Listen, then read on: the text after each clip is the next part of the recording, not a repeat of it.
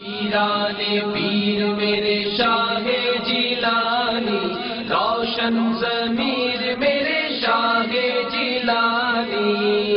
حضور غوث پاک رحمت اللہ تعالی علیہ کی ثابت قدمی حضرت قطب ربانی الشیخ سید ابو محمد عبد القادر جیلانی حنبلی الحسنی والحسینی علیہ رحمت اللہ الغنی نے اپنی ثابت قدمی کا خود اس انداز میں تذکرہ فرمایا ہے کہ میں نے راہ خدا عز و جل میں بڑی بڑی سختیاں اور مشقتیں برداشت کیں، اگر وہ کسی پہاڑ پر گزرتی تو وہ بھی پھٹ جاتا۔